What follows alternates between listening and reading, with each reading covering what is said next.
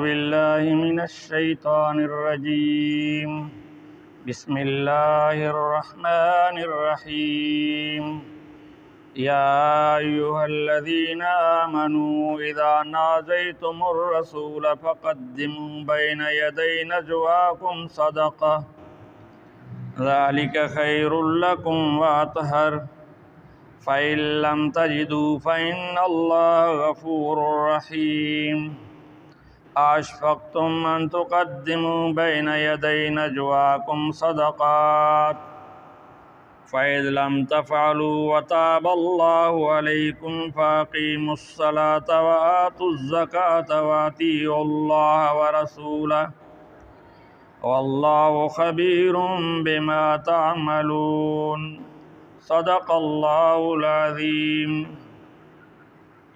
یہ اس مضمون کی آخری آیات ہیں۔ اللہ رب ذوالجلال نے ان آیات میں بھی سابقہ مضمون کو بیان کیا ہے۔ نبی اکرم صلی اللہ علیہ وسلم کے پاس آ کر دنیا دار لوگ تنہائی کا وقت لیتے تھے اور نبی صلی اللہ علیہ وسلم کے پاس بیٹھ کر باتیں کرتے تھے، جس کی وجہ سے عام صحابہ کو، غریب غربا کو اگر ضرورت ہوتی تھی نبی سے کوئی مسئلہ پوچھنے یا کوئی بات کرنے کی تو ان کو پریشانی ہوتی تھی۔ ان مالداروں کی دیکھا دیکھی یہودی بھی آ کے، منافق بھی آ کے نبی کا وقت خراب کرنے لگے اور اپنی اہمیت جتانے کے لیے کہ ہم محمد سے ڈائریکٹ مل کر بات کرتے ہیں، یہ ہے فلان ہے۔ تو اسی طرح اللہ رب ذوالجلال نے پھر یہ احکامات نازل فرمایا یا ایھا الذین آمنوا اذا ناجیتم الرسول فقدموا بین یدی نجواکم صدقہ، اے ایمان والو، جب تم رسول اللہ صلی اللہ علیہ وسلم سے تنہائی میں وقت لینا چاہو، بات کرنا چاہو، تو اس سے پہلے اسی وقت کچھ صدقہ کیا کرو۔ یہ صدقہ بھی اپنے طور پر نہیں کہنا جا کر صدقہ کریں گے یا صدقہ کر کے آئیں، بلکہ اسی وقت اسی جگہ صدقہ کرو۔ اب یہ صدقے کی مقدار بیان نہیں ہوئی ہے، یعنی مناسب قابل ذکر صدقہ ہو جو غریب غربا صحابہ کو بھی کام دے سکے، ان کی ضرورت بھی پوری ہو سکے۔ تو اللہ تعالیٰ نے یہ ضابطہ لگایا۔ مالدار لوگ ویسے ہی اکثر کنجوس ہوتے ہیں، جس کی وجہ سے انہوں نے مال جمع کیا ہوتا ہے، پھر جو ہے تو وہ نبی کے وقت کو ضائع کرنے کی ہمت نہیں کر رہے تھے۔ پھر اسی طرح منافق وغیرہ بھی پیچھے ہٹ گئے تھے۔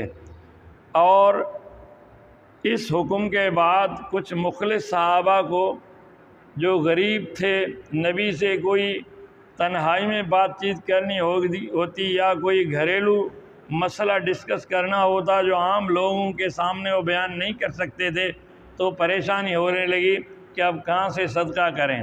ظاہر ہے جس مقصد کے لیے اللہ نے یہ حکم نازل کیا تھا، تو اللہ نے فرمایا جن کے پاس پیسہ نہیں ہے، صدقہ نہیں کر سکتا، تو ویسے نبی سے ملے، اللہ معافی کرنے والا ہے، ان کے لیے معافی ہے۔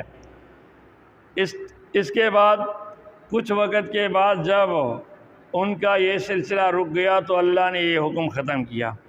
فرمایا یا ایھا الذین آمنوا اذا ناجیتم الرسول فقدموا بین یدی نجواکم صدقہ، اے ایمان والو، جب تم رسول اکرم صلی اللہ علیہ وسلم سے کوئی خفیہ بات چیت کرنا چاہو اور خفیہ وقت لینا چاہو، تنہائی چاہو، تو پھر اس سے پہلے اسی وقت کوئی صدقہ کیا کرو۔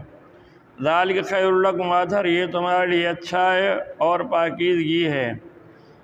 فإن لم تجدوا، پھر اگر تمہارے پاس مال نہیں ہے صدقہ کے لیے تو پھر اللہ سے معافی مانگو اور نبی سے ملاقات کرو بغیر صدقہ کے۔ یہ مسلمانوں، غریب غربا اور مخلصین کے لیے حکم ہے۔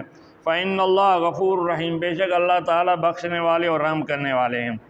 اشفقتم ان تقدموا بین یدی نجواکم صدقات، اب اللہ تعالیٰ ان لوگوں کو جو نبی کا وقت ضائع کرتے تھے، مالدار لوگ، منافق لوگ، تو اللہ نے فرمایا کیا تم کو بھاری پڑ گیا یہ بات کہ تم صدقہ کرو اس وقت ملاقات سے پہلے؟ اب یہ جو ہے تو ملاقات سے پہلے صدقہ کرنا بھاری پڑ گیا، جو اب تم جو ہے تو ملاقات کے لیے الگ وقت نہیں لیتے۔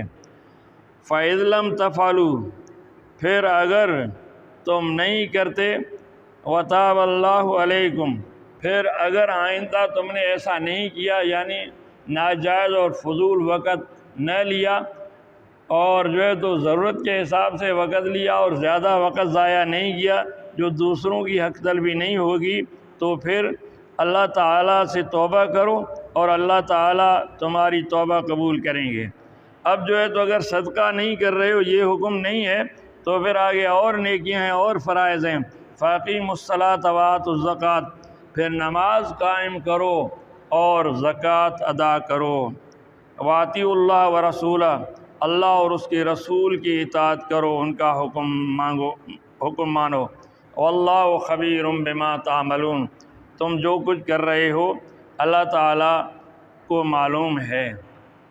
یہ مضمون یہاں ختم ہو گیا ہے، اور جو ہے تو اللہ رب الجلال نے اس پورے رکوع میں آپس میں سرگوشیاں کرنا، یا نبی کا وقت لینا، یا صحابہ کو تنگ کرنا، یا مجلسوں میں بیٹھنا زیادہ بغیر ضرورت کے، جو دوسرے آنے والے ہیں ان کے لیے تنگی ہو یا ان کو جگہ ہو، ان تمام آداب کو اللہ نے بیان کیا ہے۔